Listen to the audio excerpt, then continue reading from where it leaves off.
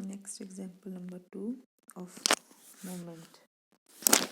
Exercise 5A. Forces 2, 6, 8, 12, 16, 20 kilowatt ये forces हैं। ये डायग्राम है। ये फोर्सेस हैं 2, 6, 8, 12, 16 और 20। A, B, C, D, E और F यहाँ पे लाई कर रही है रेगुलर हेक्सागन। हेक्सागन जिसकी 6 साइड्स होती हैं, ठीक है। रेगुलर मतलब सब साइड्स इक्वल हैं। किसके इक्वल हैं?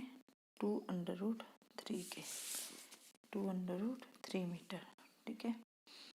इसके इक्वल है। हमने क्या निकालनी है? मोमेंट ऑफ फोर्स निकालनी है अबाउट ए, ठीक है, and about the centre O, ठीक है। तो पहले हम क्या करेंगे? मोमेंट ऑफ फोर्स निकालेंगे अबाउट ए।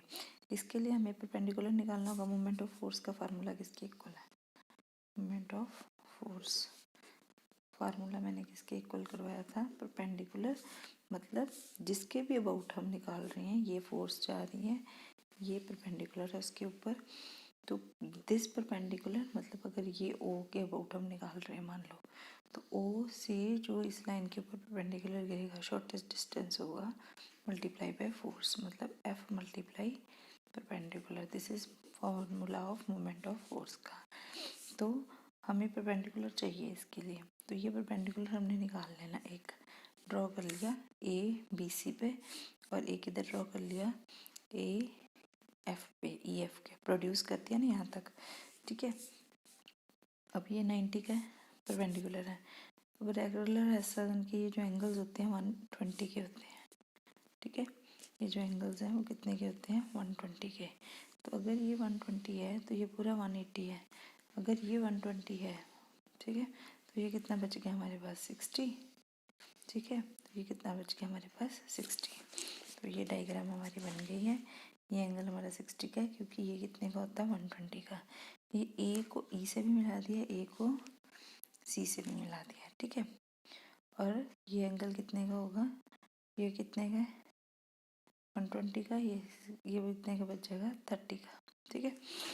अब देखो बेटा, हमें क्या निकालना है? ए सी की और ए ई की वैल्यू। तो हमने ये क्या किया? सबसे पहले ए एल और ए एम चाहिए हमें। परपेंडिकुलर का लेंथ फार्मूला में क्या था? Perpendicular multiply force. तो फोर्स तो हमें गिवन है, परपेंडिकुलर की लेंथ हमने, तो कैसे निकालेंगे? पाइथागोरस वो जो ट्रिग्नोमेट्रिक की रेशोज लेके, ट्रिग्नोमेट्रिक रेशोज मतलब A L over A B, A L over A B, perpendicular by hypotenuse किसके इक्वल होता है? साइन 60 के। 60 कैसे है हमें पता है? √3/2। ये ए बी की लेंथ हमें साइड कितनी दी है? 2√3। यहाँ पे आ गया 2√3। ये मल्टीप्लाई हुआ, ए एल हमारे पास 3 मीटर आ गया। सिमिलरली ए एम भी हमारे पास कितना आ जाएगा? 3 मीटर आ जाएगा, ठीक है। अब हमने क्या निकालनी है? ट्रायंगल ए बी और सी ले लिया, ठीक है। तो इस ट्रायंगल को अगर हम लेते हैं पाइथागोरस के मेथड में, तो हम सीधा लिख देना ए सी का square is equal to A B plus B C. अगर स्केलर ट्रायंगल हो, ठीक है, अब वो तो राइट एंगल ट्रायंगल है, अगर ट्रायंगल स्केलर हो तो फार्मूला किसके इक्वल होता है? ए सी स्क्वायर, जो सबसे बड़ी वाली साइड होती है उसका स्क्वायर इज इक्वल्स टू छोटी दो साइड्स का square minus product of 2 multiply product of A B into B C, और जो उनके बीच में एंगल बन रहा है, किसके बीच में? ए पी और बी सी के बीच में जो एंगल बन रहा है 120 का, वो एंगल आ जाता है कोस के साथ, ठीक है। ये फार्मूला आपको पिछली क्लासेस में, छोटे क्लासेस में पढ़ा चुके हैं, ठीक है, ट्रिग्नोमेट्री में। तो यहाँ पे हमने ए बी ए सी सारी रेगुलर है, इसलिए सब साइड्स किसके इक्वल आ जाएंगी? 2√3, 2√3, 2√3, 2√3। cos 120 की वैल्यू 1/2, तो 12 + 12 और 12 36 आ गया। ए सी का स्क्वायर था, स्क्वायर तोड़ा तो 6 सेंटीमीटर, 6 मीटर हमारी ए सी की वैल्यू आ गई, ठीक है। अब हमने क्या करना है? अलजेब्रिक सम निकालना है जब, तो this force into perpendicular, this force into perpendicular, this into perpendicular, this into perpendicular, this into perpendicular, this into perpendicular. अब देखो बेटा, अबाउट ए निकाल रहे हैं ना, तो ये फोर्स है, तो इस फोर्स के ऊपर ए से ही शुरू हो रही है ये फोर्स, तो ए से इसके ऊपर परपेंडिकुलर नहीं निकल सकता, क्योंकि ए से ही शुरू है अबाउट ए, तो परपेंडिकुलर हम क्या ले लेंगे? 0। तो बी सी के ऊपर परपेंडिकुलर क्या आ जाएगा? सॉरी ए बी के ऊपर परपेंडिकुलर क्या आ जाएगा 0, तो यहाँ पे आ जाएगा 2 × 0। तो फर्स्ट आ जाएगी 2 × 0। क्यों? क्योंकि ये ए बी जो है वो ए से ही निकल रही है, इसलिए इसका परपेंडिकुलर क्या रहेगा 0। अब आ जाएगा बी सी, बी सी के ऊपर ये ए एम परपेंडिकुलर हमने कितना निकाला था, बी सी फोर्स कितनी है 6, और ए एम परपेंडिकुलर हमने कितना निकाला था बताओ 3।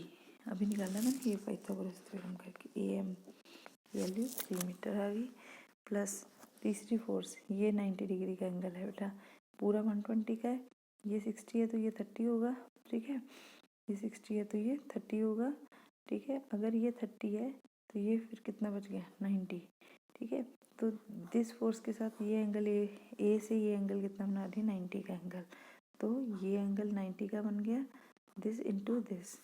तो ये मूवमेंट ये परपेंडिकुलर ए से इस पे परपेंडिकुलर गिर रहा है, ये देखो ए पॉइंट से इस ट्रायंग्राम के ऊपर परपेंडिकुलर है, तो दिस फोर्स इनटू परपेंडिकुलर, तो ये भी हमने निकाल लिया था, यहाँ से निकाला था ना ए सी, तो 6 मीटर ये भी आ गया हमारे पास, ठीक है।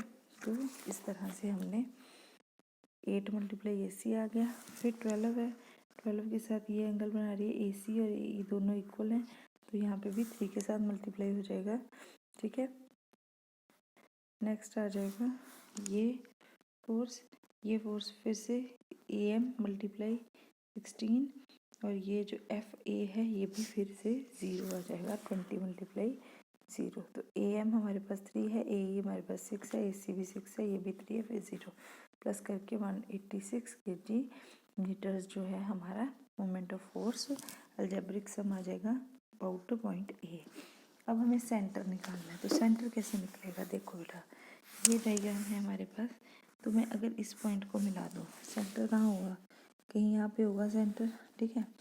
अगर मैं इसको मिलाती हूँ ऐसे, ठीक है, ये ट्रायंगल ले लो, ये वाली, ये ट्रायंगल ले लेते हैं, ये 90 का एंगल है मान लो, ठीक है। तो अगर ये 90 का है, ये 60 का है और ये 30 का है, ठीक है, ए ई, ठीक है,